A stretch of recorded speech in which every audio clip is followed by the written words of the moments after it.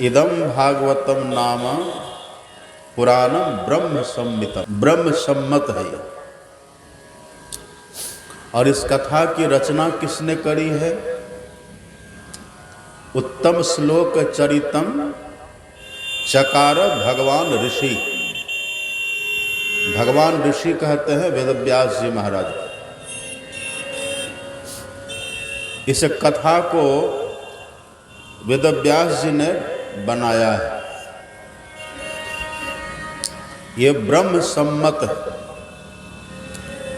ब्रह्म सम्मत का अर्थ होता है वेद सम्मत। वेदों में जो बातें लिखी हुई है उसी को विस्तार से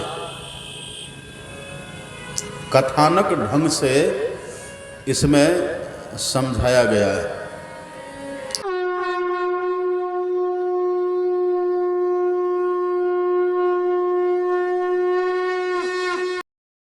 प्रातः काल की कथा में कथा का महात्म सुनाया गया था। कथा सुनने का फल क्या होता है, इसी को कहते हैं कथा का महात्म्य। ये प्रातः काल सुनाया गया था। सूत जी कहते हैं, हे शौनक आदि ऋषियों, यह जो कथा है यह ब्रह्म सम्मत है।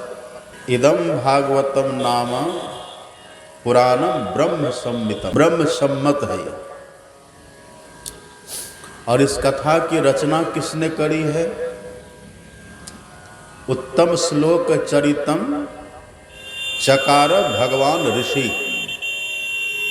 भगवान ऋषि कहते हैं वेदव्यास जी महाराज।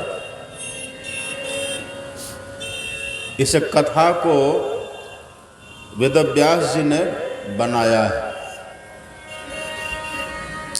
ये ब्रह्म सम्मत है। ब्रह्म सम्मत का अर्थ होता है वेद सम्मत। वेदों में जो बातें लिखी हुई है उसी को विस्तार से कथानक ढंग से इसमें समझाया गया है। इदं भागवतम नाम पुराणं ब्रह्म सम्मितम् उत्तम श्लोक चरितम चकार भगवान ऋषि। उत्तम श्लोक चरितम, ईश्वर का चरित्र इसमें है, परमात्मा का चरित्र है, वेद सम्मत है और ब्रह्म सम्मत, अर्थात ये भागवत विष्णु भगवान से प्रकट हुआ है। और सूत जी ने कहा कि हे ऋषियों, ये भागवत की कथा जब शुकदेव जी महाराज परीक्षित को शुक्रताल में सुना रहे थे, 88,000 ऋषि मुनि लोग वहाँ विराजमान थे। वहाँ पर पराशर थे, वेदव्यास जी थे, बड़े बड़े ऋषि मुनि लोग थे। और वहीं पर महायोगी शुकदेव जी महाराज अपने सिंहासन पर बैठकर जब ये दिव्य कथा का वाचन कर रहे थे तो उस कथा में श्रोता बनकर मैं भी बैठा हुआ था। सूत जी कह रहे, मतलब मैं जो कथा आपको सुनाने जा रहा हूं ना, ये कथा मैं वही सुनाऊंगा जो सुखदेव जी ने सुनाई थी परीक्षित जी महाराज को। और जो कथा सुनकर के 7वें दिन तक्षक के भय से मुक्त हो गए थे, वही कथा मैं आपको सुनाऊंगा। और मेरे गुरुदेव हैं शुकदेव मुनि, ये कथा मुझे उन्हीं से मिली है। जब शौनक जी ने ये बातें सुनी कि सुत जी को सुखदेव जी से कथा मिली है और सुखदेव जी को वेदव्यास जी से कथा मिली है, तो शौनक जी को बड़ी प्रसन्नता हुई। सूत सूत महाभाग वदनो वदतांबर कथाम भागवतीम पुण्याम यदाह भगवान छुकः। हे सुत जी, आप तो महाभाग हैं और आप वक्ताओं में सबसे श्रेष्ठ हैं, क्योंकि ये कथा आपने उनसे सुनी है जैसे कथा के मुख्य वक्ता हैं शुकदेव जी महाराज। इसलिए आप कृपा करिए ये कथा हमें भी सुना दीजिए। प्रातःकाल आप सुने थे ना, इंद्र आए थे अमृत का कलश लेकर शुकदेव जी के पास, और शुकदेव जी से कहा था, शुकदेव जी जो कथा परीक्षित को सुनाने जा रहे हैं ना, इनको मत सुनाइए, इनको मृत्यु का भय लगा हुआ है। तो देखिए मैं ये अमृत लेकर के आया हूं, ये अमृत मैं इनको पिला देता हूं, तक्षक के डसने से इसकी मृत्यु नहीं होगी। जो कथा आप इनको सुनाने जा रहे हैं ना, आप वही कथा मुझे सुना दीजिए। पर शुकदेव जी नहीं सुनाए थे और डांट करके इंद्र को भगा दिए थे। यहां शौनक जी कहते हैं, सुत जी आप ऐसा नहीं करिएगा, आप उन्हीं शुकदेव परमहंस के शिष्य हैं और ये कथा आपको उन्हीं से मिली है, परंपरागत ढंग से मिली है। तो आप कृपा करिए वही कथा हमें सुनाइए, और जहां तहां से मत सुनाइए, क्रम क्रम से सुनाइए, सब बात सुनाइए। ये कथा कब बनी, कैसे बनी, ये भागवत की कथा किनकी प्रेरणा से बनी, सब बात सुनाइए। कस्मिन् युगे प्रवृत्तेयं स्थाने वा केन हेतुना कुतः संचोदितः कृष्णः कृतवान् संहितां मुनिः। महामुनि वेदव्यास जी ने इस कथा को, भागवत की कथा को, जो परीक्षित को मृत्यु से बचा लिया, जो परीक्षित को मृत्यु के दुखद स्थिति से मुक्त कर दिया, इस कथा को वेदव्यास जी ने कैसे लिखी, कब लिखी है और किनकी प्रेरणा से उन्होंने लिखी है, ये सब बात हमको कहिए। तब सुत जी ने कहा कि हे शौनक जी, वास्तव में आपके हृदय में कथा के प्रति बहुत रुचि, प्रीति शौनक चित्ते ते, बहुत प्रीति है, इसलिए मैं सब बात आपको क्रम से सुनाऊंगा। ये तब की घटना है शौनकादि ऋषियों, जब इस समय का तीसरा युग चल रहा था। तीसरा युग किसको कहते हैं? सतयुग को कहते हैं पहला युग, त्रेता को कहते हैं दूसरा, और द्वापर को कहते हैं तीसरा। तो जब ये तीसरा युग चल रहा था, मतलब द्वापर चल रहा था, द्वापरे समनो प्राप्ते तृतीय युग पर्यये पराशराद्योगी जातः वासव्याम कलया हरे स कदाचित सरस्वत्या उपस्पृश्य जलम शुचि विविक्त देश आसेन उदिते रवि मंडले दुर्भगांस जनान वीक्ष्य मुद्र दिव्य न चक्षुषा। हे ऋषियों, द्वापर का अंतिम चरण चल रहा था।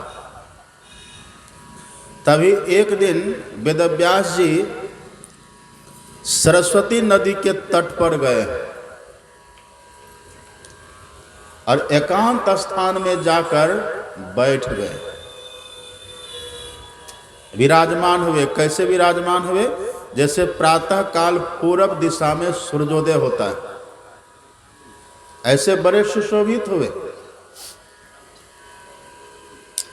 उदिते रवि मंडले, जैसे प्रातः काल पूरब की दिशा में बाल सूर्य का उदय होता है, ऐसे ही वेदव्यास जी महाराज सरस्वती नदी के तट पर गए और एकांत में विराजमान हुए।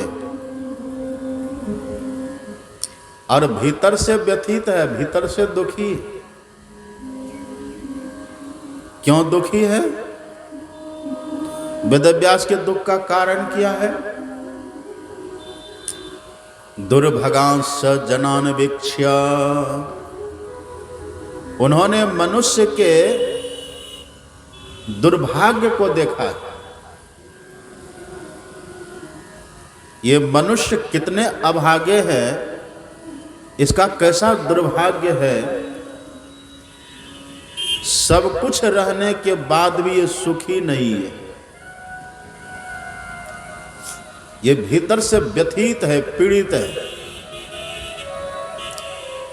दुर्भगांस जनान वीक्ष्य, कैसे देखा? ये हर एक व्यक्ति से जाकर संपर्क नहीं किए हैं, वहीं सरस्वती के तट पर बैठे बैठे मुनिर दिव्येन चक्षुषा, अपनी दिव्य दृष्टि से देखा है। सबके भीतर को टटोला है।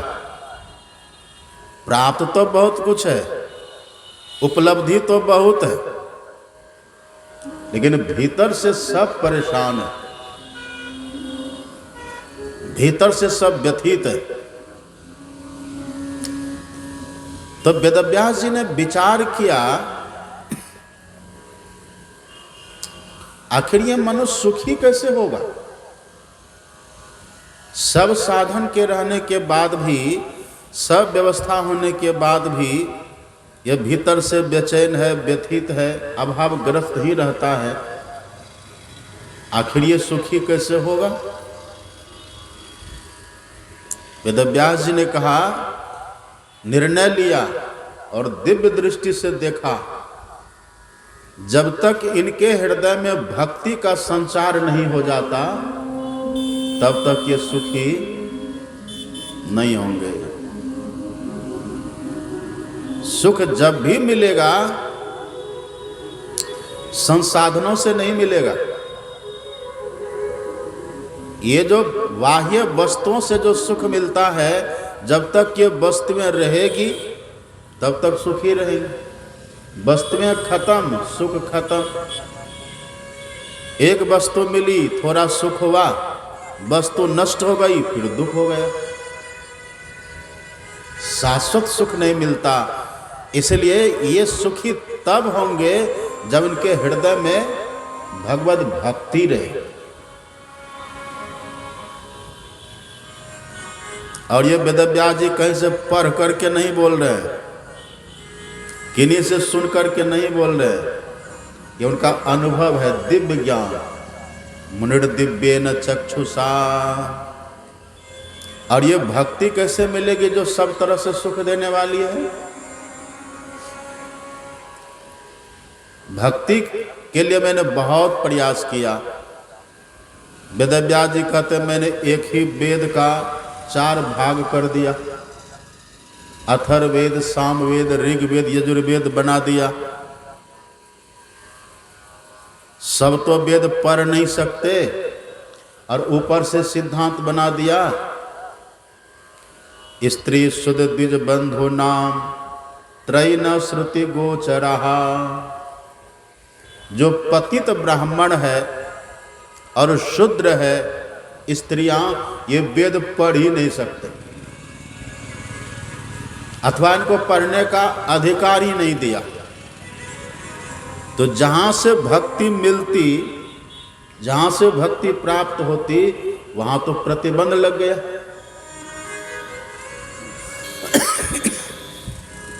वेदव्यास जी कहते हैं इसीलिए मैंने इनको सहजता से ये बोध हो, ये भक्ति मिले, इसके लिए मैंने महाभारत की रचना कर दी। उसी वेद की व्याख्या मैंने महाभारत के रूप में कर दी। पर ये सब होने के बाद भी, महाभारत की रचना करने के बाद भी न तो किन्हीं को पढ़ने का फुर्सत, अब पढ़े भी तो भक्ति नहीं। फिर मैंने ब्रह्मसूत्र की रचना करी, ब्रह्मसूत्र से भी सफलता नहीं मिली। फिर मैंने अपने 4 शिष्यों को वेद ज्ञान दे करके समाज में प्रचार करने भेजा, उससे भी सफलता नहीं मिली।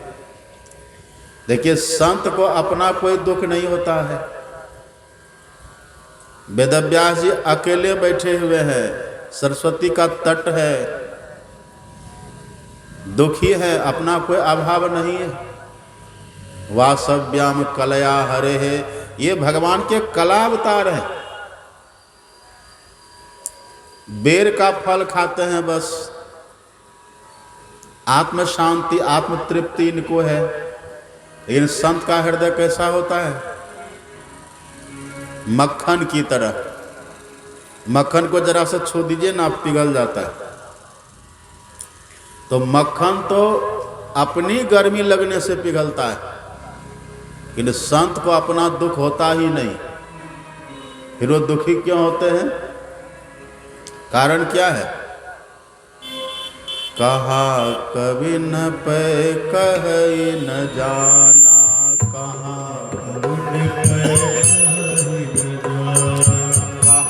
कभी न पे कहे न जाना,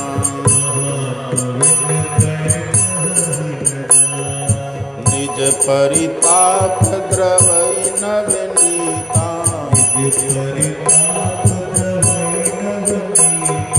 पर दुख द्रवही संत सुपुनीता, पर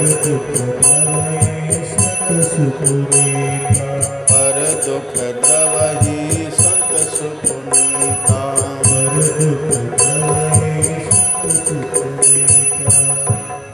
पर दुख द्रवही,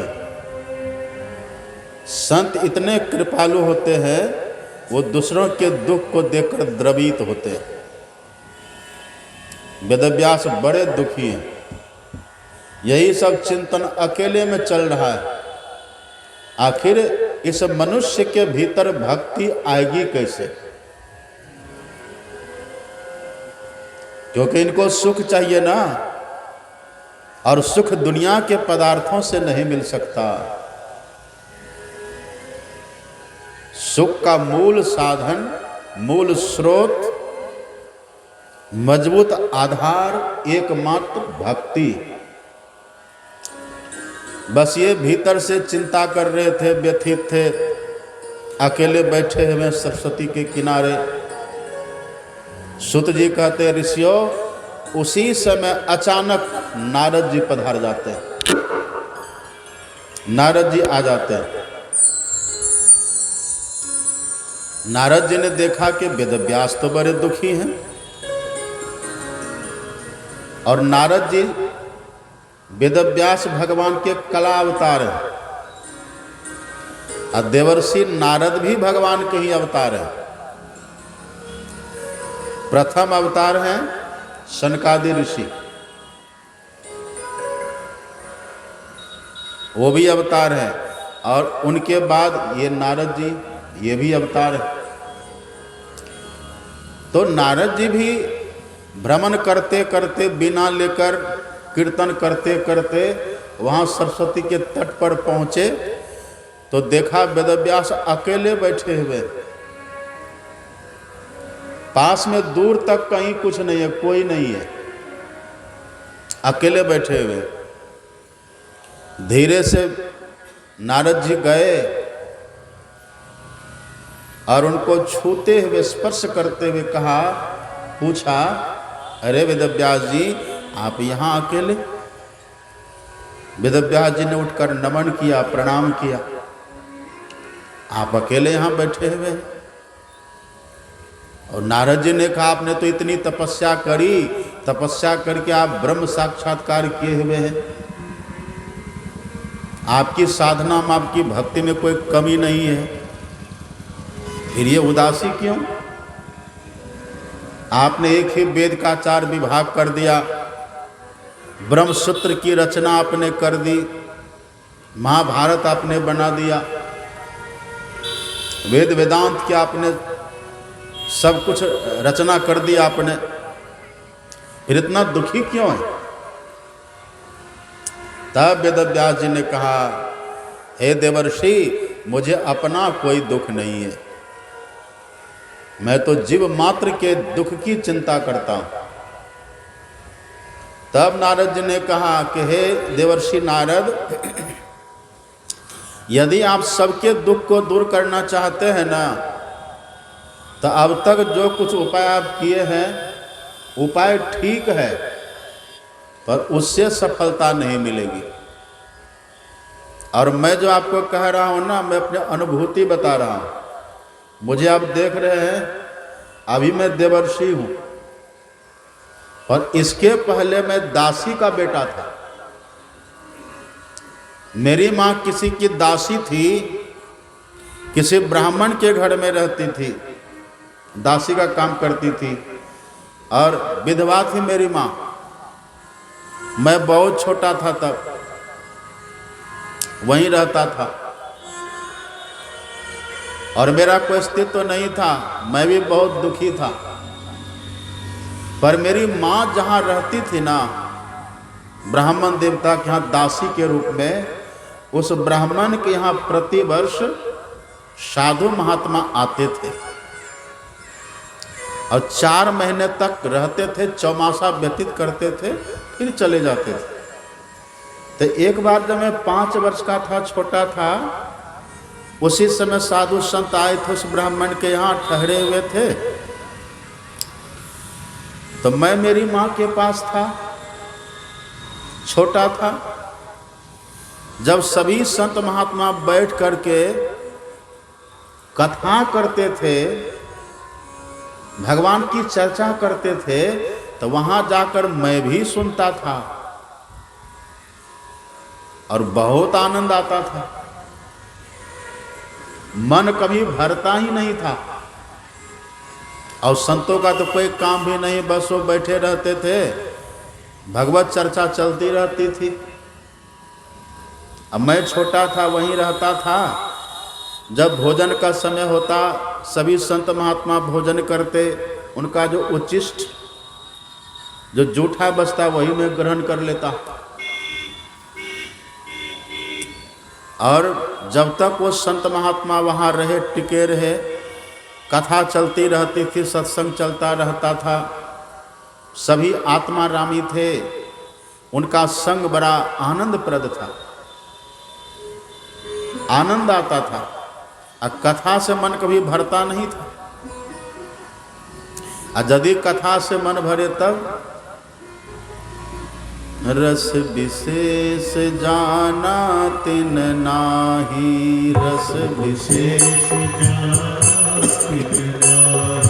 रस विशेष जाना तिन नाही, राम कथा जे सुनत अघाही, रस विशेष जाना तिन नाही।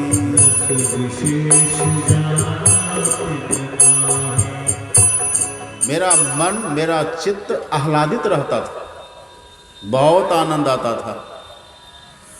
देखते देखते 4 महीना कैसे बीत गया पता ही नहीं चला। और वे सभी संत महात्मा जब भी बैठते, आत्मचिंतन, आत्मचर्चा, ब्रह्म चिंतन, ब्रह्म की चर्चा, ईश्वर की चर्चा इतनी गहराई से, इतनी तन्मयता से करते थे, दिल को छू जाता था। 4 महीने उनकी कथा सुनते सुनते मुझे विश्वास हो गया, मैंने ये बोध प्राप्त कर लिया कि मैं शरीर नहीं हूं, मैं आत्मा। शरीर मर, हम अमर। शरीर जड़, हम चेतन। शरीर विनाशी, हम अविनाशी। संतों के संग से बोध हमें हो गया। 4 महीने हो गए, जब संत वहाँ से जाने लगे तो मैंने कहा कि बाबा अब आपके बिना हम नहीं रह सकते। बिछड़त एक प्राण हरि लेहि, मिलत एक दारुण दुख देहि। संत जब बिछुड़ते हैं तब दुख होता है, दुष्ट जब मिलते हैं तब दुख होता है। संत हमारी आत्मा को छूते हैं, संत हमारे मन बुद्धि को स्पर्श करते हैं। संत का चिंतन, संत की रहनी गहनी सब आत्म आह्लादक होता है। मैंने कहा बाबा हम आपके बिना नहीं रह सकते, आप जा रहे हमें भी ले चलिए। उन संतों ने इतनी कथा सुनाई, मैं तृप्त था। सब नश्वर दिख रहा था।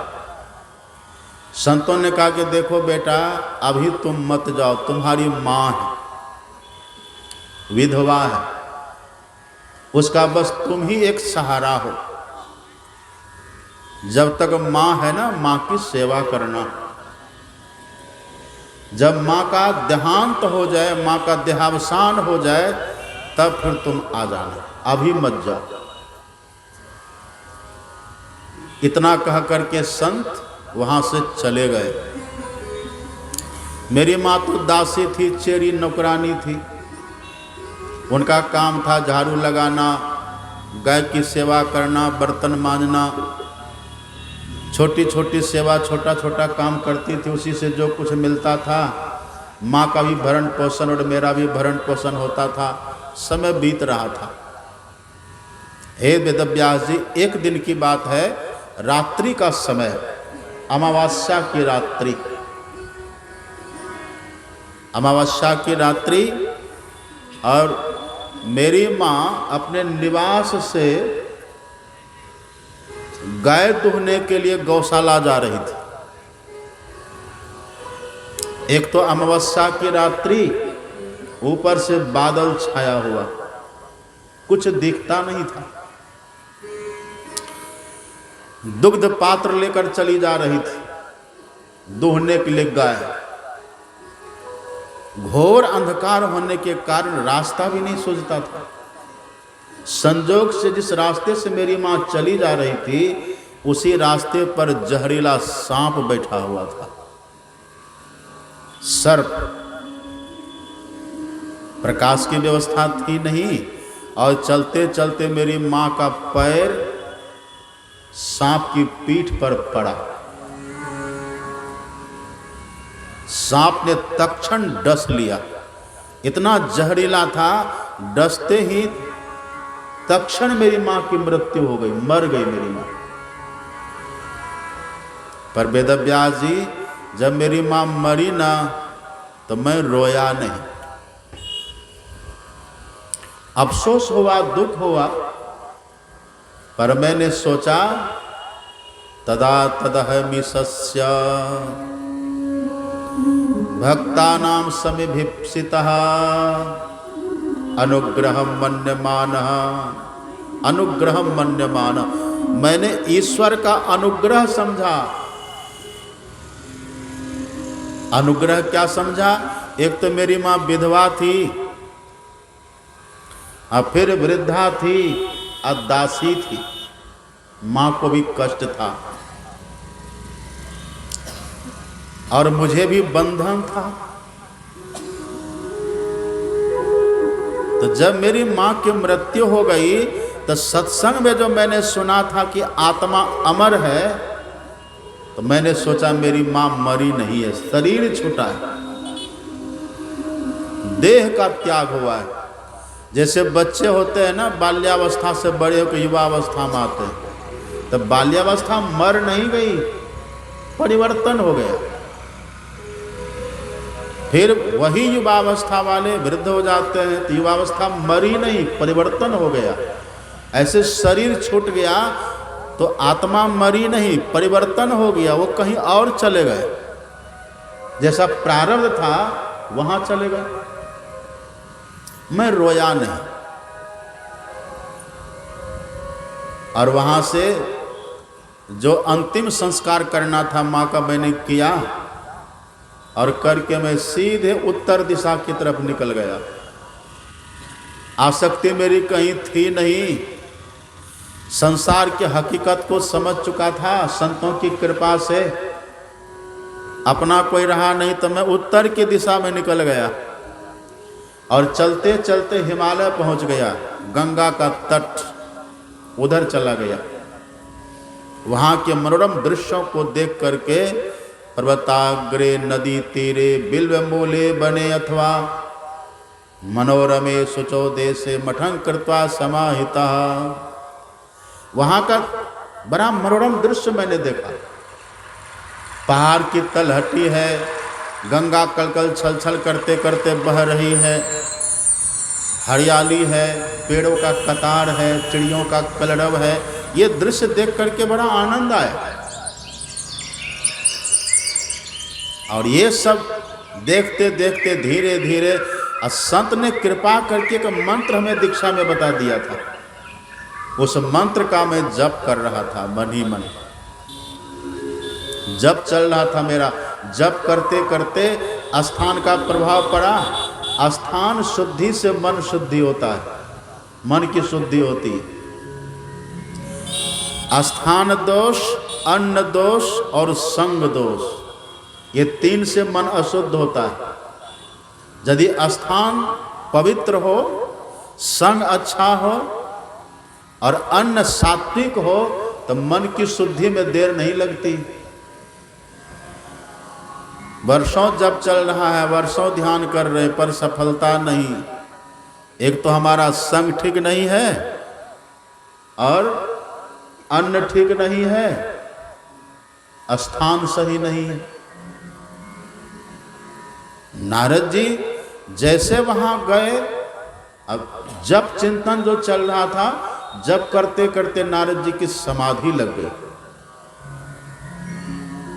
सहज विमल मन लागी समाधि, सहज विमल मन लागी समाधि, सहज विमल मन लागी समाधि, सुमिरत हरि साप गति बाधी, सुमिरत सुमिरत हरि साप गति बाधी,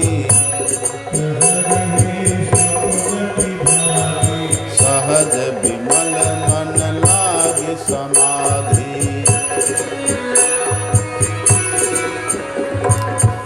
नारद जी को श्राप था। नारद जी को किसी ने श्राप दे दिया था कि ये बहुत देर तक टिक नहीं सकेंगे। लेकिन भजन का प्रभाव, सतव्रत में दृढ़ आप हो तो कोई श्राप क्या करे। जहां सच्चाई है, सत्यता है और दृढ़ता है, वहां श्राप भी असफल होता है। नारद जी की वहीं समाधि लगी है, और उसी ध्यान के समय, समाधि के समय नारद जी को हृदय में अपने इष्ट का दर्शन हुआ है। ये जप की महिमा है, मंत्र की महिमा है। यदि हमारा संग ठीक हो और जहां रहें वो स्थान भी ठीक हो, और हमारा अन्न दोष न हो, शुद्ध आहार हो और अपना प्रयास हो, तो मन शीघ्र शुद्ध होकर के इष्ट को प्रकट कर देता है। निर्मल मन जन सो मोहि भावा, मोहि कपट छल। निर्मल मन जन सो मोहि पावा, मोहि कपट छल छिद्र न भावा। नारद जी को जप करते करते करते करते इष्ट का दर्शन हुआ, बड़ा आनंद आया। नारद जी प्रफुल्लित हो जाते हैं, भजन का फल मिला। बड़े खुश होते हैं। लेकिन सूत जी कहते हैं ऋषियों, वो जो नारद जी को दर्शन हुआ ना, दर्शन थोड़ी देर के लिए हुआ, फिर वो दर्शन अंतर्धान हो गया, मतलब विलुप्त हो गया। नारद जी कहते जब वो जो मैं दर्शन ध्यान में कर रहा था, आनंद आ रहा था, मेरे मानस पटल पर जो इष्ट के रूप उद्भासित हुए थे, जो मुझे शांति दे रहा था, वो थोड़ी देर रहा, फिर अंतर्धान हो गया। उससे मुझे बड़ा दुख हुआ, मैं व्यथित हो गया। तभी आकाशवाणी होती है कि बेटा नारद, अब इस जन्म में बस इतना ही, याद रखना तुम आत्मा हो, अमर हो।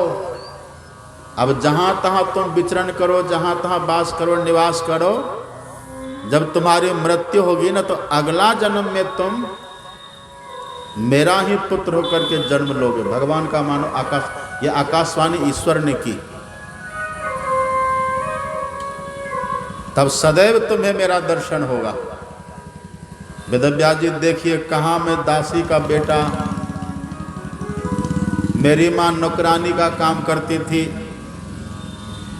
गोबर चुनती थी, झाड़ू लगाती थी, बर्तन मलती थी, उसी का बेटा मैं जैसे तैसे रहता था। लेकिन मैंने जो भगवान की कथा सुनी थी संत के मुखारविंद से, और संत ने जो मुझे मंत्र बतलाया था, जो दीक्षा मुझे दी थी संत ने, उस कथा और भजन का प्रताप देखिए। बस अगला जन्म, पहले तो मैं दासी का बेटा था, मरा, दासी पुत्र से देवर्षि बन गया मैं। देखिए, यदि ये काम मैं नहीं करता तो पता नहीं, मरता तो जरूर, पर 84 लाख में कहाँ जन्म होता। कीड़ा मकोड़ा, पेड़ पौधा, पशु पक्षी कहाँ क्या बनते, इसका कोई अता पता था। 184 भ्रमिके पांव पर अटके आए, अब की पासा ना पड़े, फिर 84 जाए। कौन मर के कहाँ चला जाएगा कोई अता पता नहीं है। लेकिन देखिए, सत्संग कथा का प्रभाव और गुरु दीक्षा का प्रभाव। मैं कहा दासी का बेटा, और देखिए देवर्षि हो गया। और जानते वेदव्यास जी, ये बिना देखिए भगवान का दिया हुआ है। इसको मैं लेके कीर्तन करता हूँ, तीनों लोकों में विचरण करता हूँ। श्रीमन नारायण नारायण नारायण, श्रीमन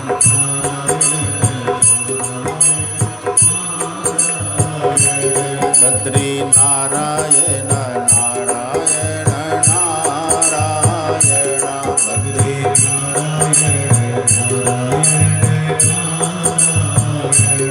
लक्ष्मी नारायण नारायण नारायण, लक्ष्मी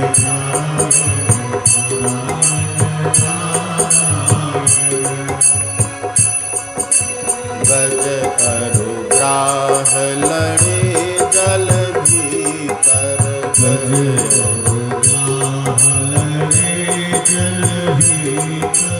गज करु ग्राह लड़े जल भीतर,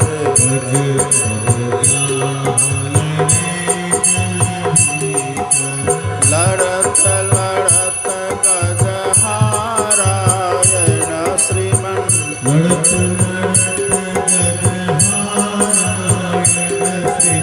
नारायण नारायण नारायण, श्रीमन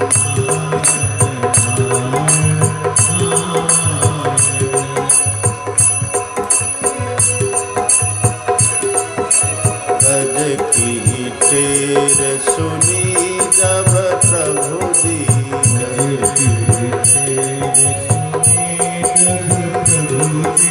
गज की टेर नंगे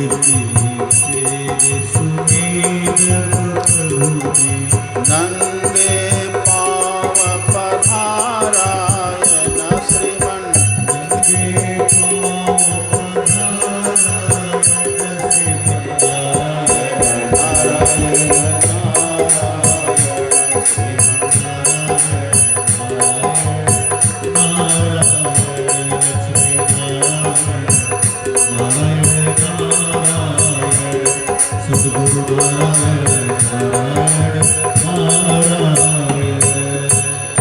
वेदव्यास जी ने कहा, हे देवर्षि, तो मेरे लिए आपका क्या आदेश है?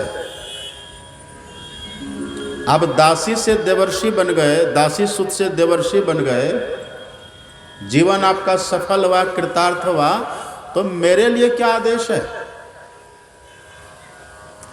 नारद जी ने कहा कि बस जो मैंने किया है आप उसको लिपिबद्ध करिए।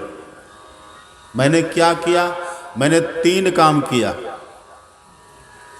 मैंने भगवान के चरित्र को सुना और उस भगवान को जो पा लिए हैं, ईश्वर को जिन्होंने देखा, जो दर्शन किया, वे कैसे होते हैं, उनके चरित्र को मैंने सुना। और ईश्वर को किससे पाए उस विधा को मैंने सीखा। तो आप एक ऐसा ग्रंथ लिखिए जिसमें तीनों का वर्णन हो, भगवान का भी चरित्र हो, भक्त का भी चरित्र हो और भक्ति की भी महिमा हो। और उसी ग्रंथ का नाम होगा भागवत, जहाँ तीनों की चर्चा हो, भगवान, भक्ति और भक्त, भक्ति भक्त भगवंत, ये तीनों की जहाँ महिमा, तीनों का जहाँ वर्णन हो। आप ऐसी एक कथा वाली पुस्तक लिखिए और देखिए, ये मैं प्रमाण हूँ। यदि मुझे कोई वेद वेदांत की बात सुनाता तो मैं तो बच्चा, कहाँ सुनता, पर उन्हीं बातों को सरस बना करके कथाओं के माध्यम से, चरित्रों के माध्यम से मुझे सुनाया गया।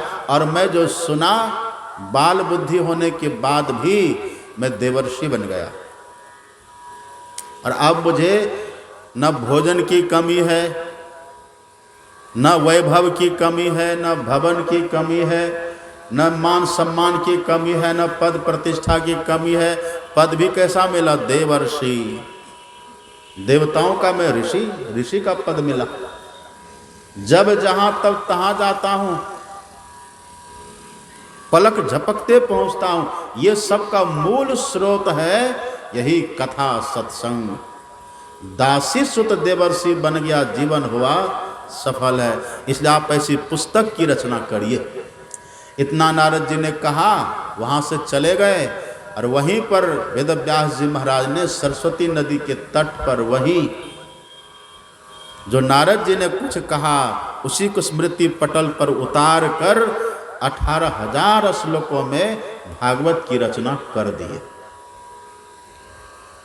सूत जी ने कहा कि ऋषियों, सौनक जी ने कहा कि सूत जी, ठीक है वेदव्यास जी ने भागवत बनाया, पर उनका बेटा सुखदेव तो परमहंस थे। तस्य पुत्रो महायोगिन समदृंग निर्विकल्प कहा, एकांत मतिरुन्निद्रो निगूढ़ो मूढ़ इवेयते। वेदव्यास जी ने भागवत बनाया, पर सुखदेव जी ने कैसे पढ़ा? सुखदेव तो एक जगह बस उतनी देर रहते थे जितनी देर गाय दूहने में लगती है। 6 मिनट में लोग गाय दूह लेते हैं, 6 मिनट से ज्यादा सुखदेव जी कहीं ठहरते ही नहीं थे। ऐसे आत्मारामी थे सुखदेव जी। आत्मारामी है, निर्ग्रंथ है। भिद्यते हृदय ग्रंथिस, ग्रंथि भीतर में नहीं है। भिद्यते हृदय ग्रंथिस छिद्यन्ते सर्व संशयाः क्षीयन्ते चास्य कर्माणि तस्मिन् दृष्टे परावरे। ये सुखदेव जी तो आत्मा रामयो, आत्मा राम समुनयो, निर्ग्रंथा अपिरुक्रमे। ये तो निर्ग्रंथी संत है, आत्मारामी है ये। कुर्वंत है तो किम भक्ति इत्थम भूत गुणो हरि। और सुखदेव जी बस निर्गुण निराकार ब्रह्म में अपने चित्त को लगा दिया है। ये तो समाधिस्थ महापुरुष हैं और ये कहीं टिकते भी नहीं हैं। थोड़ी देर यहाँ रहे, थोड़ी देर वहाँ रहे, थोड़ी देर वहाँ, चलते रहते। तो इन्होंने भागवत कैसे पढ़ी ये बताइए। तब सुत जी ने कहा कि ऋषियों, ये भगवान के चरित्र की महिमा है, ये चरित्र की महिमा है। उत्तम श्लोक चरितम, ये जो भगवान का जो चरित्र होता है ना, ये कर्षण करता, खींचता है। और बड़े बड़े समाधिस्थ महापुरुष समाधि को छोड़कर तब कथा सुनते हैं। जीवन मुक्त ब्रह्म परा, जो जीवन मुक्त महापुरुष होते हैं, जीवन मुक्त कहते हैं देह में है लेकिन देह का बंधन नहीं है। जैसे कोई व्यक्ति कमरा में रहे तो कमरा का बंधन नहीं, गेट खुला हुआ, जब मन करे भीतर आते, जब मन करे बाहर जाते हैं। ऐसे जो जीवन मुक्त महापुरुष होते हैं इस देह में रहते हैं, जब मन करे देह से बाहर हो जाते हैं और जब मन करे देह में आ जाते हैं। इसको यूं कह लीजिए, जब मन करे मर जाते हैं, जब मन करे जी जाते हैं। ऐसी मरनी को मरे दिन में 100 बार, मरिए तो मरी जाइए छूट पड़े जंजाल। यह है जीवन मुक्त पुरुष। ऐसे जीवन मुक्त महापुरुष भी भगवान के चरित्र को सुनने में, ईश्वर चर्चा को सुनने में, वो उस चरित्र के चर्चा के लंपट होते हैं, उसके बिना रह नहीं सकते। जीवन मुक्त ब्रह्म पर चरित सुनहि तजि ध्यान, आत्मा राम मुनयो निर्ग्रंथा पिरुक्रमे, कुर्वन्त हेतु की भक्ति इत्थम भूत गुणो हरि। आत्मा रामी जो होते हैं ना, वो भगवान के चरित्र को सुने बिना रह ही नहीं सकते। जीवन मुक्त ब्रह्म पर चरित सुनहि तजि ध्यान, वो नहीं रह सकते। कभी कोई ग्रंथ को सुनेंगे, कभी कोई चर्चा, कभी कोई चरित्र, सुनते रहे। इसलिए इनके पुत्र शुकदेव जी परमहंस होने के बाद भी इस भक्ति ग्रंथ का अध्ययन किया। ये शुकदेव जी की महिमा। और विरक्त कितने थे? यम प्रव्रजंतम अनुपेतम अपेत कृत्यम, द्वैपायन विरह कातरा जुहाव, पुत्रेति तन्मयतया तरवो भिन्नेदो, तम सर्वभूत हृदय मुनि मानतो स्विंग। इनका जब जन्म हुआ था ना सुखदेव जी का, ये तो पहले 12 साल तक माँ के पेट में ही रह गए थे। 12 साल तक माँ जनना चाहती थी, जन्म देना चाहती थी, लेकिन सुखदेव जी निकलना नहीं चाहते थे। माँ के पेट में प्रौढ़ थे, माँ के पेट में सजग थे, होश में थे। 12 साल तक माँ के पेट में ही रह गए।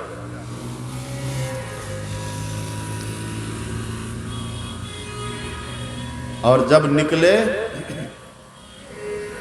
जब माँ के पेट से निकले तो निकलते ही वो होता है ना नाल छेदन, आप बोलते हैं नाल छेदन,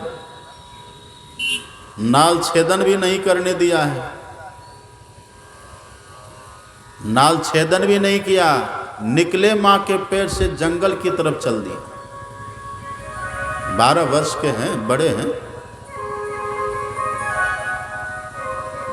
चल दिए। पीछे से पिताजी कहते पुत्र पुत्र ठहरो, अरे अभी तो तेरा जन्म हुआ है, रुक जाओ। सुखदेव जी ने कहा पिताजी बहुत हो गया, अब नहीं, मैं बहुत बार मरा जन्मा,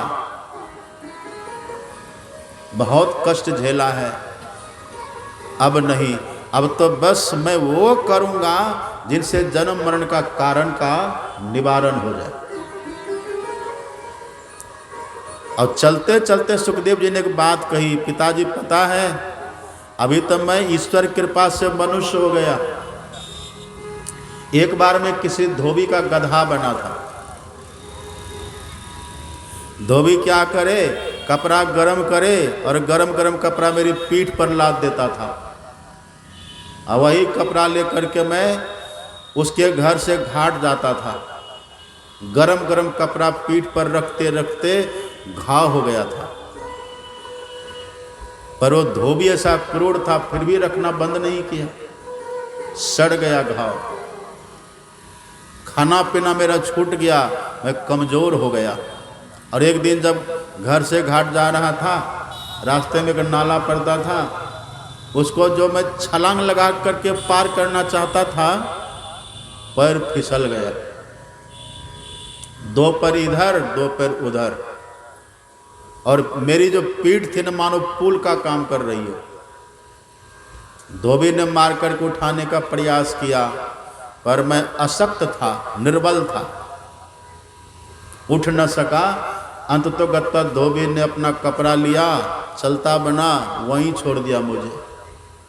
और लोग भी ऐसे आते थे जूता चप्पल पहने, मेरे उसी घाव वाली जगह पर, उसी दुखता हुआ वो स्थान, पीठ पर घाव, वहीं जूता चप्पल रख करके पार होता रहा। कई दिन में तरप तरप करके मैं मरा। पिताजी बड़ा कष्ट हुआ है, वो सब मुझे पता है। इसलिए ये जो मानव का तन मिला है ना, इस बार इसको मैं व्यर्थ नहीं गमाऊंगा। इसको पा करके तो मैं, ये बड़ा अद्भुत है, इससे भगवान का भजन करूंगा। और चले गए, नहीं रुके। ऐसे सुखदेव परमहंस,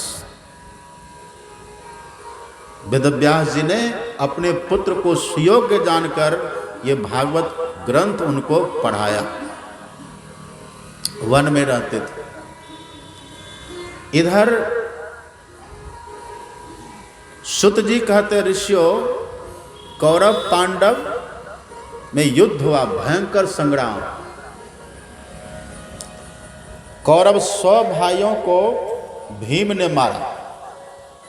अंतिम में दुर्योधन की जंघा तोड़ करके युद्ध भूमि में सुला दिया। रात्रि का समय था, भग्न उरुदंड होकर के भीम पड़ा हुआ, ये दुर्योधन पड़ा हुआ। और दुर्योधन का मित्र था अश्वत्थामा। अश्वत्थामा उधर से आकर के देखा तो दुर्योधन पड़ा हुआ था, कराह रहा था, बगल में गीदड़ और गिद्ध शव का मांस नोच नोच कर खा रहा था। उसी बीच में छटपट छटपट ये दुर्योधन कर रहा था, अधमरा पड़ा हुआ था। वहां जाते हैं, अश्वत्थामा ने कहा कि मित्र, मुझे अफसोस है कि तुम्हारे दुख को मैं दूर न कर सका, कहो क्या सहयोग करें। दुर्योधन ने कहा करोगे? हाँ करो, कर देंगे। एक काम करो, अभी भी मेरा शत्रु 5 भाई, 5 का 5 जीवित है, लेकिन देखो मैं 100 भाई था, 99 मर चुका है, अकेला मैं बचा हूं। यदि तुम मेरा मित्र हो ना, एक काम करो, मेरे मरने के पहले 5 को मार दो, यही मेरे लिए तुम्हारी सेवा होगी। अब मित्र का कहना था, अश्वत्थामा मैत्री निभाना चाहता था, तो तलवार लिया रात्रि का समय पांडव के शिविर की तरफ चला है। उधर जाको राखे साइया मारी न सकी है को, बाल न बांका कर सके जो जग बैरी हो। भगवान ने पांडवों को लेकर आज अन्यत्र विश्राम किया है। प्रतिदिन के शिविर में आज विश्राम नहीं किया। और संजोग से वहां द्रौपदी का 5-5 बेटा सो रहा था और हो बहो देखने में पांडव जैसा। अश्वत्थामा गया, अपने तलवार से 5 का शिरस छेदन कर दिया, गला काट दिया। रात्रि था, दिखा नहीं। दुर्योधन के पास गया, दूर से देखा दुर्योधन, खुश हो गया। पर जब करीब गया तो करीब से पहचाना ये तो पांडव है नहीं, ये तो पांडव पुत्र है, पांडवों का पुत्र है। द्रौपदी का 5-5 बेटा है। अरे मित्र, ये तूने क्या कर दिया? तुम तो हमारे वंश को ही मिटा दिया। मारना था पांडवों को, तूने पांडवों के पुत्र का वध कर दिया। बड़ा शोक हुआ है। और दुर्योधन को श्राप था, जब हर्ष और शोक एक साथ होगा तब उसकी मृत्यु हो जाएगी। मर गया। मारने से नहीं मरता दुर्योधन, सब भगवान की लीला थी। किसको कैसे मारना है सब पहले से तय है। दुर्योधन मरा। भोर हुआ, द्रौपदी ने देखा मेरा 5 बेटा मर गए। चित्कार उठती, चित्कार करती। उधर से भगवान 5 पांडव को साथ लेकर आते हैं। द्रौपदी ने इशारे में कहा, केशव, इसीलिए मैंने तुमको भजा था, इसलिए मैंने तुम्हारी भक्ति करी थी। देखो तुम्हारे रहते मेरा 5-5 बेटा मर गया। भगवान ने कहा, कृष्णा, ये प्रारब्ध है, प्रारब्ध का भोग भोगना पड़ेगा। और देखो मैंने तुम्हारी रक्षा करी है, मैंने तुम्हारे सुहाग को बचाया। आज तेरा पति मरने वाला था, पति को मैंने बचा लिया, पुत्र तो फिर तुमको हो जाएगा। पर आप कल्पना करिए, जिस मां का 5-5 पुत्र एक साथ मरे, कैसी पीड़ा होगी। अर्जुन ने संकल्प किया, इस बालक का वध करने वाला कोई भी हो, हम उसका वध करेंगे। भीम ने कहा, हम भी करेंगे। तो भगवान ने कहा, तो यहाँ क्या कर रहा, चलो। रथ लिया और चला। और जैसे रथ लेकर के चले भगवान, तो अश्वत्थामा ने जैसे सुना कि कृष्ण रथ लेकर आ रहे हैं, अर्जुन सवार है, डर से भागा। भगवान समझ गए इसी दुष्ट का काम है। भगवान को तो सब पता ही था। कहा भाग अश्वत्थामा, तो कहां भाग कर जाएगा। भगवान ने रथ दौड़ाया और अर्जुन गए। जैसे गरुड़ सांप को पकड़ता है, ऐसे झपट्टा मारकर अश्वत्थामा का बाल पकड़ लिया, घसीटना शुरू किया। तथा हृतम पशुवत पाशबद्धम अवांग मुखम कर्म जुगुप्सितेन निरीक्ष्य कृष्णाप करम गुरु सुतम वाम स्वभावा कृपया ननाम च। अर्जुन ने अश्वत्थामा का बाल पकड़ा है। पहले ऐसा नहीं करते थे। अर्जुन तुमको प्रणाम करते थे।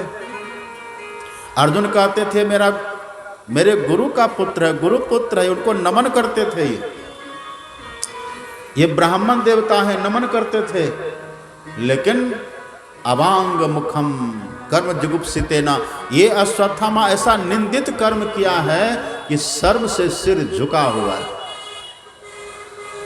और अर्जुन ऐसे घसीटा मानो किसी पशु को घसीट रहा, पशुवत पाशबद्धम, जैसे मानो पशु को रस्सी बांधकर कोई घसीट रहा हो, वैसे घसीटता चला जा रहा है।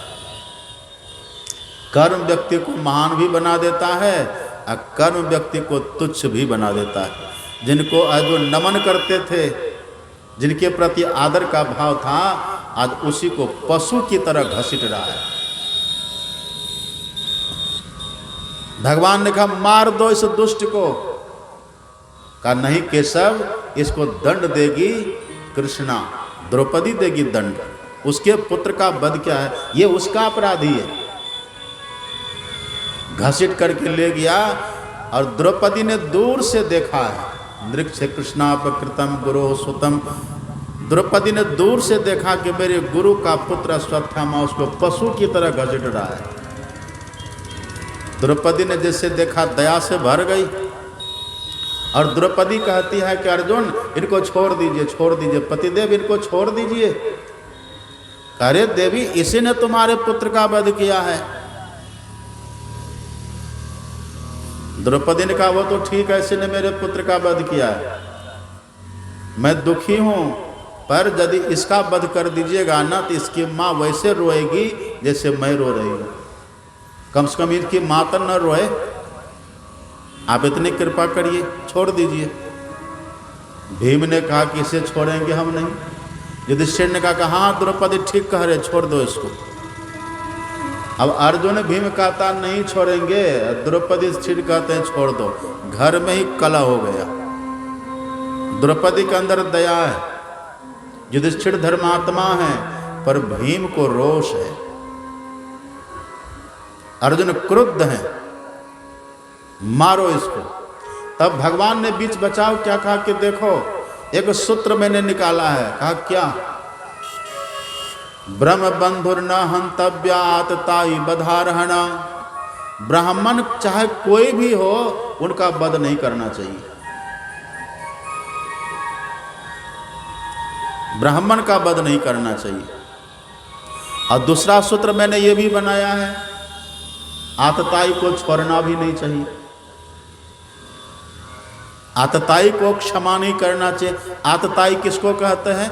आतताई कहते हैं जो किसी के घर में आग लगा दे, किसी बच्चे का वध कर दे, स्त्री का वध कर दे, किसी को जहर दे दे खामखा बिना कारण के, उसको कहते हैं आतताई।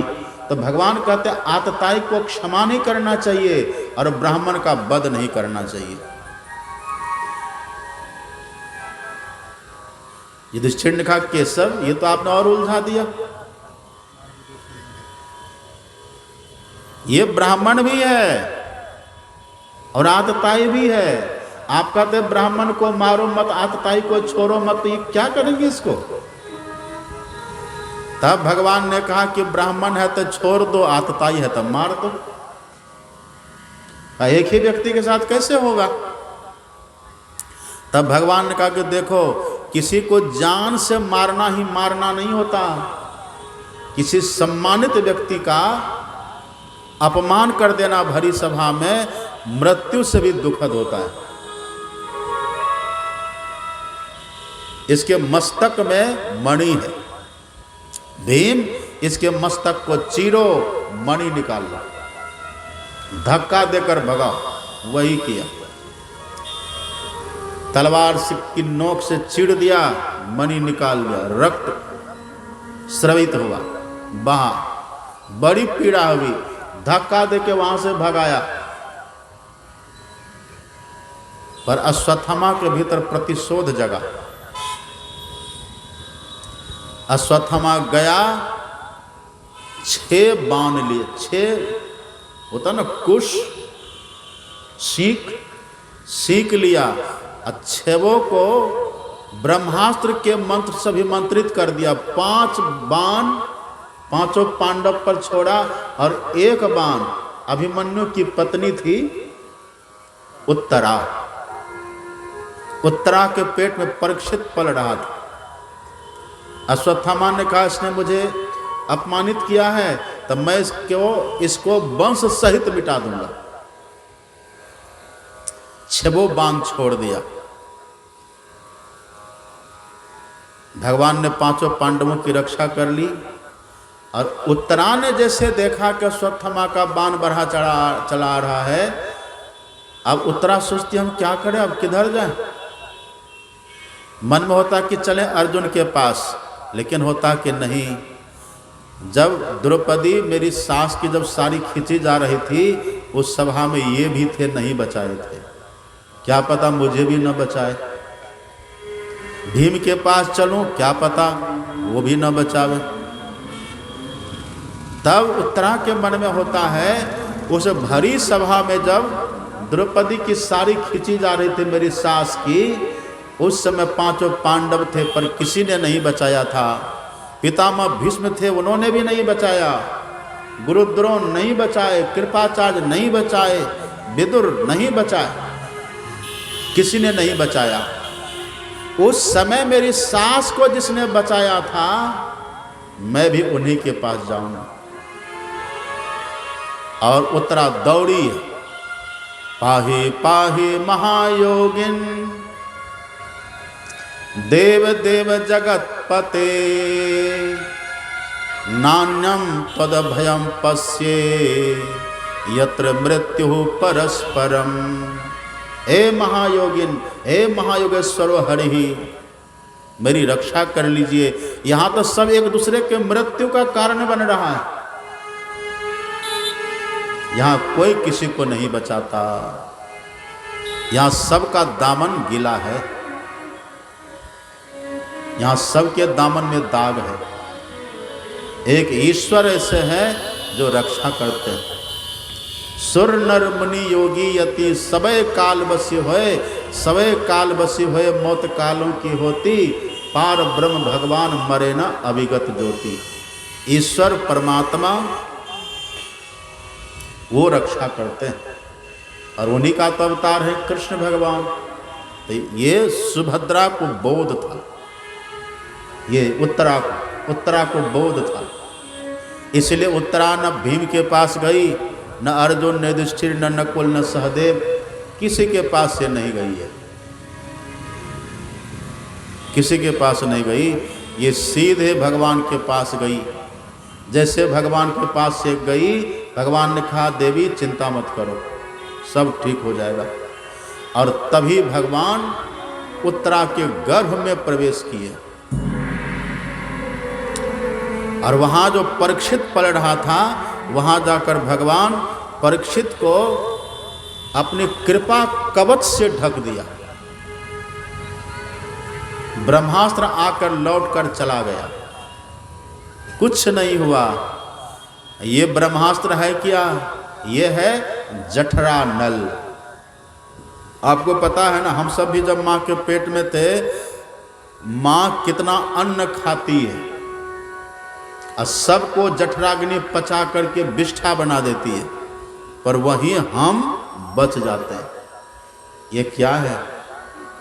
रण बन व्याधि विपत्ति में वृथा डरहु जनि को,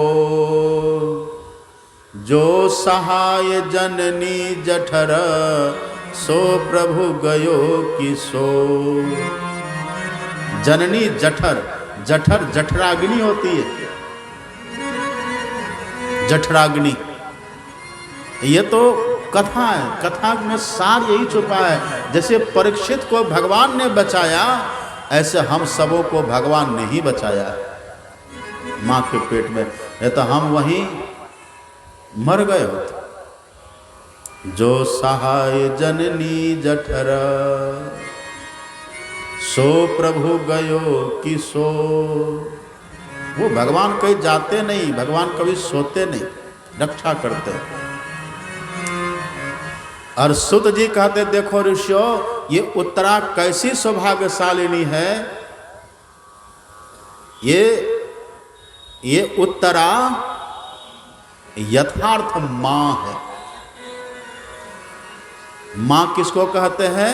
जो भक्त को जन्म दे, वही माँ होती है ना। पुत्रवती जुवती जग सोई, पुत्रवती जुवती जग सोई, रघुपति भगत जासु सुत होई, रघुपति भगत जासु सुत होई, रघुपति भगत जासु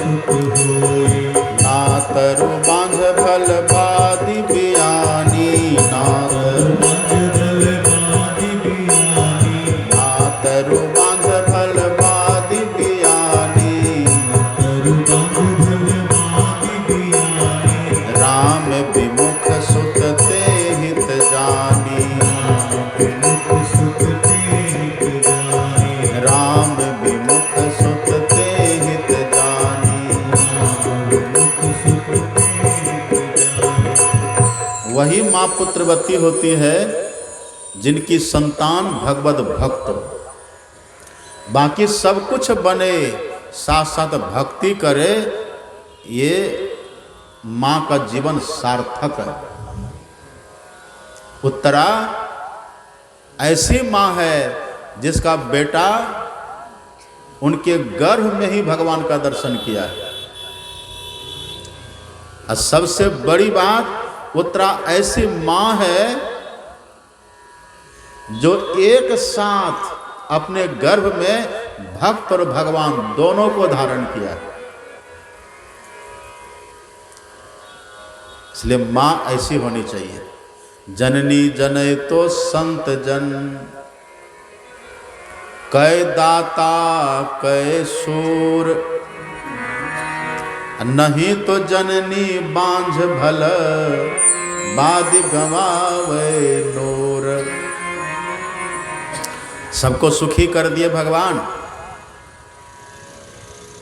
कौरवों का नाश हो गया, पांडवों को साम्राज्य मिला।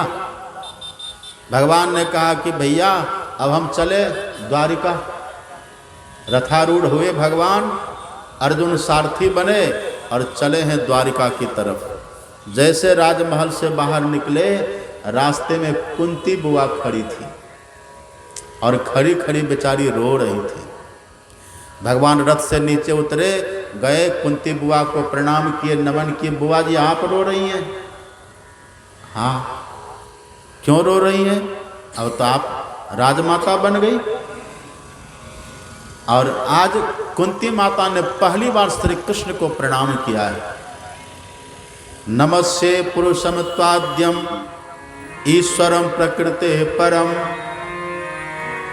अलक्ष्यम सर्वभूतानाम अंतर्बहिरवस्थितम, माया जवनिका छन्नम आज्ञाधोक्षजमव्ययम, न लक्ष्य से मूढ़ दृशा नटो नाट्य धरो यथा। हे आदि पुरुष, आज कृष्ण नहीं कहा, बेटा भी नहीं कहा, भतीजा था ना।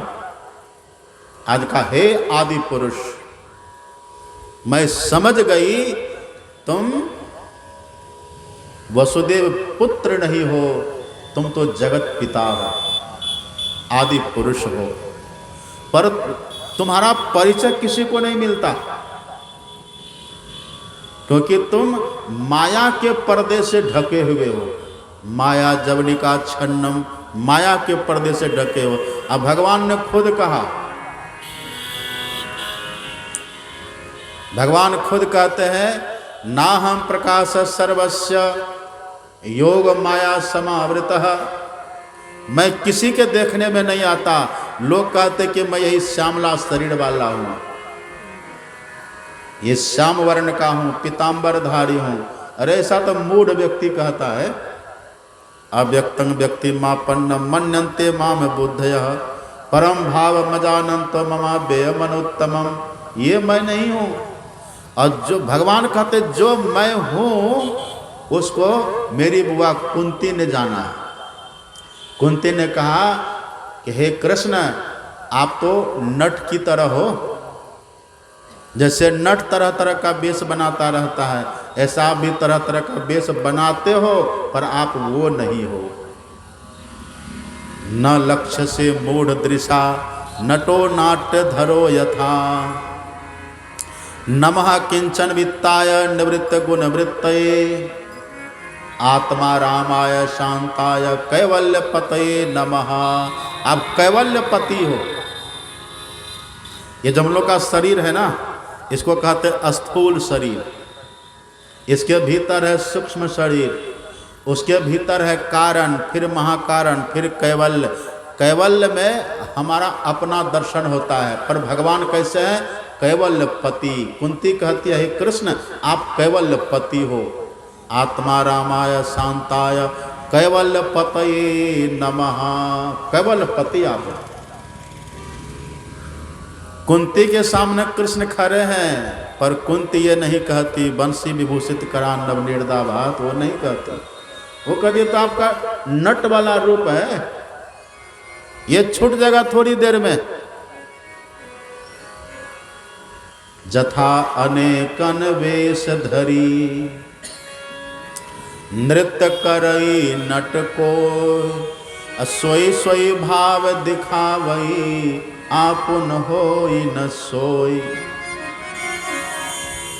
भगवान ने कहा छोड़िए बुआ ये सब बात, बस ये ज्ञान अपने भीतर रखिए, प्रकट मत करिए। और देखिए मुझे जाना है, कुछ आपको वरदान चाहिए मांग लीजिए। कुंती ने कहा दोगे? हाँ देंगे, बोलो। विपदः संतो न सस्वत तत्र तत्र जगद गुरो, भवतो दर्शनम यत् स्यात् अपुनर्भव दर्शनम। हे कृष्ण, यदि तुम मुझे कुछ देना चाहते हो ना तो मेरे जीवन में विपत्ति दे दो, दुख दे दो। क्या मांग रही हो आप? आपका जन्म हुआ, माता पिता का प्यार नसीब नहीं हुआ आपको, कुंती भोज राजा ले गया,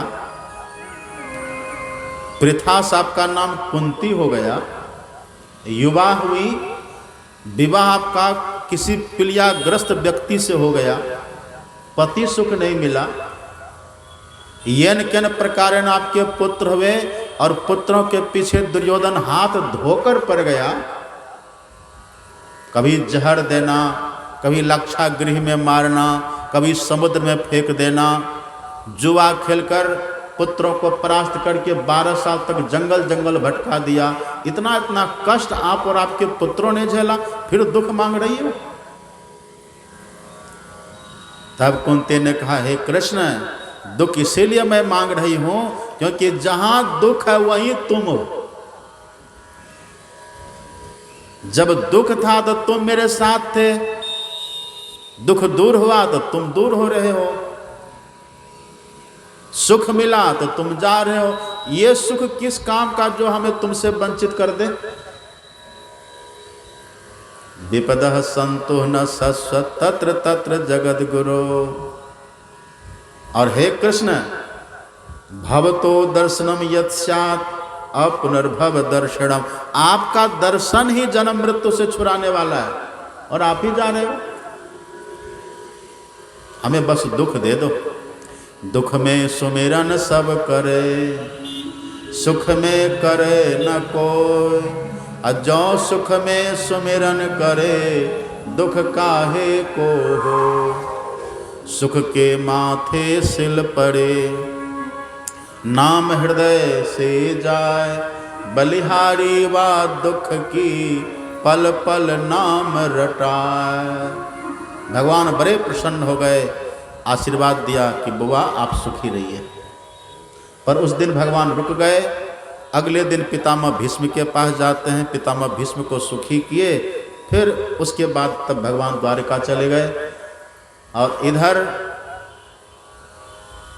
उत्तरा ने एक सुंदर से पुत्र को जन्म दिया है, दिव्य और बड़ा गठिला शरीर है, सिंह केहरी वदन है। क्योंकि भगवान ने बचाया है ना, भगवान की कृपा है। ज्योतिषियों को बोला तो ज्योतिषियों ने कहा कि ये बालक अजय होगा, इन पर किन्हीं को विजय प्राप्त करना असंभव होगा। और जैसे इनके पूर्वज पांडव अपने यश कीर्ति का विस्तार किए, ऐसे ये भी अपने यश कीर्ति का विस्तार करेगा। इसमें बहुत सद्गुण है, पर एक दुर्गुण ये है कि इसको अंतिम में किसी ब्राह्मण का शाप लगेगा, किसी तपस्वी का शाप लगेगा, उससे इसकी मृत्यु होगी। परीक्षित का जन्म हुआ है और उधर भगवान श्री कृष्ण का महाप्रयाण हुआ। अर्जुन वापिस आते हैं, उदास है। युधिष्ठिर जी ने पूछा क्यों उदास हो? कहा भगवान चले गए, महाप्रयाण हो गया। कहा तो हम रह के क्या करेंगे? पांचों भाई पांडव मिले, परीक्षित को राजा बना दिए और ये स्वर्गारोहण किया है। सशरीर पांचों भाई द्रौपदी सहित, कुंती सहित स्वर्गारोहण किए। परीक्षित राजा हुए, धीरे धीरे बड़े हुए, इनका साम्राज्य अछोर था और छोर नहीं था, बड़ा भव्य इनका साम्राज्य पांडवों का दिया हुआ। और एक वो थे ना वज्रनाभ, वज्रनाभ का जहाँ तक शासन था वो भी इन्हीं को मिला था। बहुत कुछ था इनके पास, पर इनके पूर्वजों ने कहा था कि देखना पुत्र, अपने पुरखों की संपत्ति को छीन मत करना, जहाँ तक हो और उसकी वृद्धि करना। ये परीक्षित जी महाराज एक दिन सेना सजाए, चतुरंगिनी सेना सजाए और दिग्विजय के लिए निकले।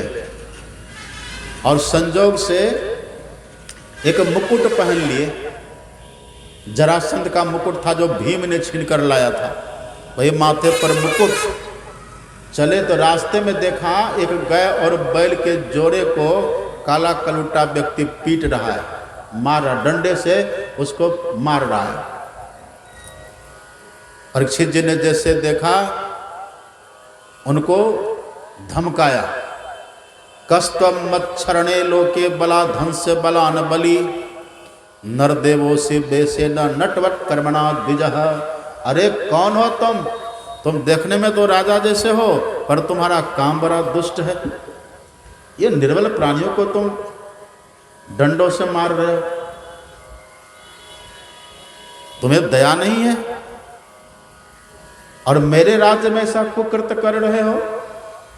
निकाला तलवार परीक्षित जी ने, और जैसे उस पुरुष को काटना चाहा, परीक्षित के चरणों में गिर गया। और इनके अपनों ने इनको सीख दिया था कि बेटा शरणागत का त्याग मत करना। शरणागत कहाँ जे तजही निज अनहित अनुमान, ते नर पामर पापमय तिन्हि बिलोकत हान। इसलिए परीक्षित जी ने उनको क्षमा किया। कब बोलो तुम कौन हो? कहा मैं कलयुग हूं। कहा दुष्ट, तो मेरे राज में उधम मचा रहा है, भाग यहां से, मेरे राज से बाहर चला जा। कहा राजन हम कहां बाहर जाएंगे, हम जहां भी नजर दौड़ाते हैं आप ही का राज्य है, उदय अस्त के मालिक आप ही हो, इसलिए हमें यहीं कहीं रहने का स्थान बतला दीजिए। तब परीक्षित जी ने कहा था कि ठीक है, द्यूतम पानम स्त्रियम शोणः, जहां पर जुआ खेले ना व्यक्ति वहां तुम रहना, जहां पर शराब पिए ना शराब वहां रहना, जहां पर व्यभिचार हो, पर स्त्री पर पुरुष गमन हो वहां रहना, और जहां हिंसा का काम हो, कत्ल कसाई खाना, वहां तुम रहना, जिस घर में हिंसा हो वहां तुम रहना। कहे सब तो गंदे गंदे स्थान है। कहा तो पांचवा सोना में रहना। और सोना का मतलब है चोरी से लाया हुआ धन। जो चोर कर्म करने वाले होते हैं उनके पास जो धन होता है, चाहे चोरी किसी भी तरह से करे, बंदूक की नोक से करे या कलम की नोक से करे, किसी भी तरह से जो चोरी करते उसके धन में कलयुग का वास, उसको कभी सुख नहीं मिलता। सुखी उसको जगह दिया, स्थान दिया। अब जैसे कहा कि तुम सोना में रहना,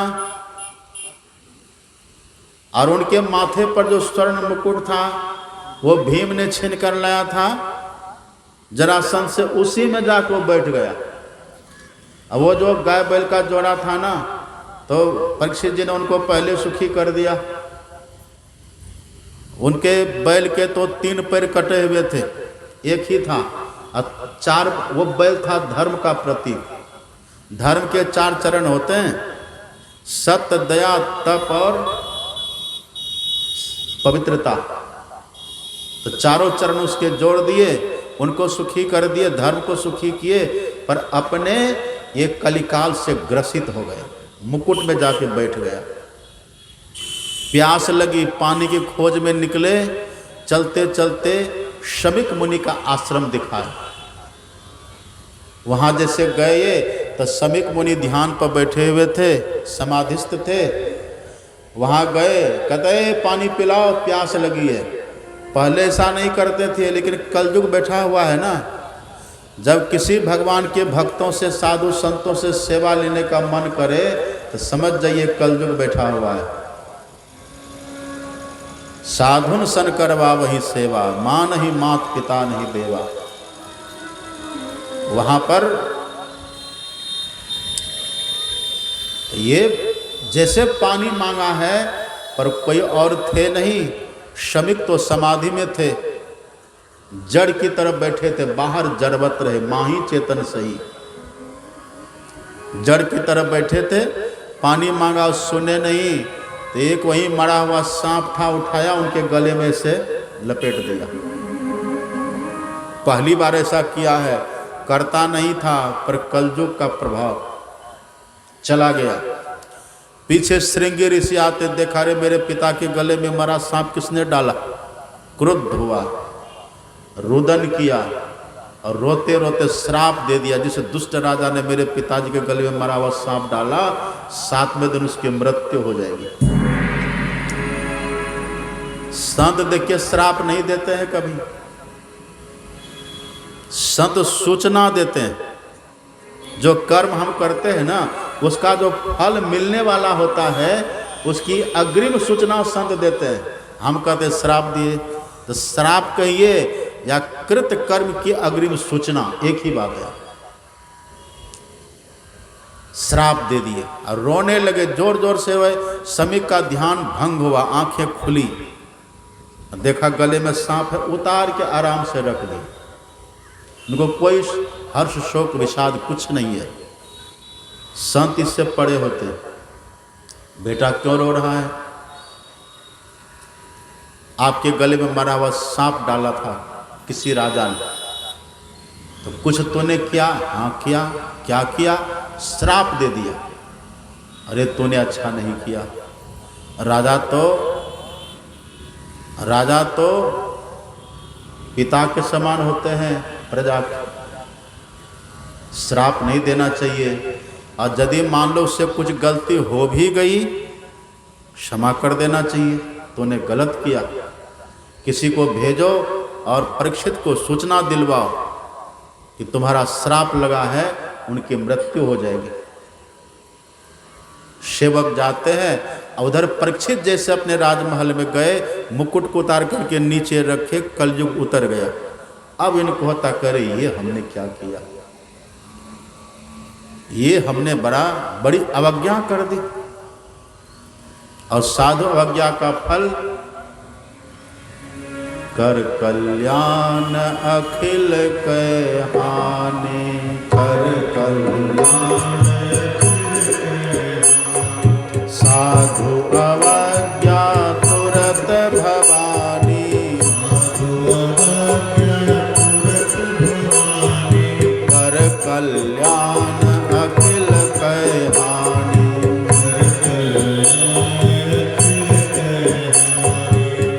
शमिक के शिष्य गए, कहा कि राजन आपको श्राप लग गया है, 7वें दिन आपकी मृत्यु हो जाएगी, सावधान हो जाइए।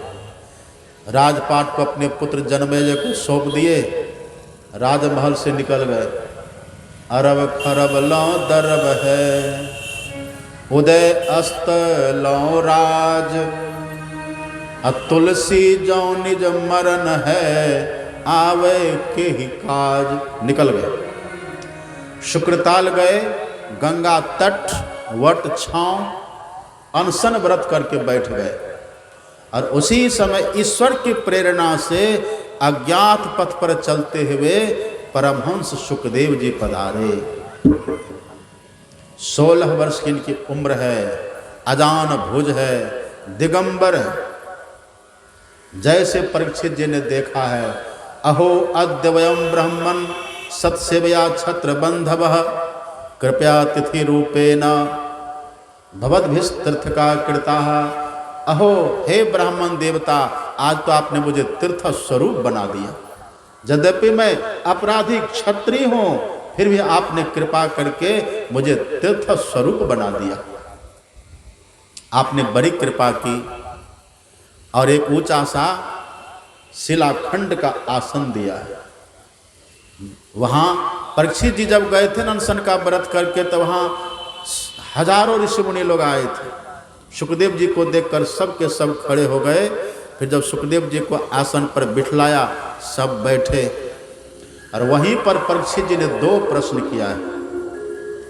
अथ पृच्छामि संसिद्धिम योगिनां परमं गुरु पुरुषस्य यत् कार्यं म्रियमाणस्य सर्वथा यत् श्रोतव्यम् अथो जप्यं यत् कर्तव्यं नृभिः प्रभो श्रोतव्यः स्मर्तव्यः कीर्तितव्यः यत् क्षता भयम्। हे गुरुदेव, हे योगियों के परम गुरु, आप बतलाइए जो मृत्यु के शैया पर पड़ा हुआ है उसका क्या कर्तव्य है और मनुष्य मात्र का क्या कर्तव्य है, बताइए। तब परीक्षित जी की इन बातों को सुनकर के सुखदेव जी ने कहा था कि राजन, वर्यान ये सत्य प्रश्न कृतो लोक हितो नृपः आप इत संबत पुंसाम श्रोतव्यादिषु यः परः। हे राजन, ये तेरा प्रश्न बड़ा उत्तम है। और सुनो राजन, तुमने कहा ना कि मृत्यु के शैया पर पड़े हुए का कर्तव्य क्या है? एक ही कर्तव्य है। क्या? जन्म लाभ परः पुंसाम एतावान सांख्य योगाभ्याम स्वधर्म परिनिष्ठया जन्म लाभ परः पुंसाम अंते नर निस्मृति। मृत्यु के समय इष्ट का स्मरण हो जाए, यही जन्म का लाभ है। जीवन जी लिए, बहुत कुछ इकट्ठा कर लिए, जमा कर लिए, लेकिन मृत्यु के समय इष्ट की याद नहीं आई तो सब व्यर्थ हो गया। इसलिए राजन, यही याद रखना। और मनुष्य मात्र का कर्तव्य पूछा ना, देखो गुरु प्रदत्त मंत्र का जप करना, अभ्यसेन मनसा शुद्धम त्रिवृत ब्रह्माक्षरम परम। 3 अक्षर के किसी मंत्र का जप करना, त्रिवृत ब्रह्माक्षर, सुखदेव जी का वचन है ये। एक मंत्र का जप करना, जितासनो जित संगो जितेंद्रिय, जितासनो जित संगो, आसन को जितना, संग दोष को जितना, जितेंद्रिय स्थूले भगवतो रूपे मन संधार्ये धिया। आसन को जितना, आहार को जितना, संग को जितना, और जो तुम्हारे इष्ट हो उनका ध्यान करना। मंत्र का जप करना, इष्ट का ध्यान करना। और हे राजन, तस्माद भ्रोरंतर मुन्नयेत निरुद्ध सप्तायतनो निपेक्षः। आंख बंद कर बैठना और स्थित्वा मुहूर्तार्ध मकुंठ दृष्टि निर्भिद विसृजेत परम गतः।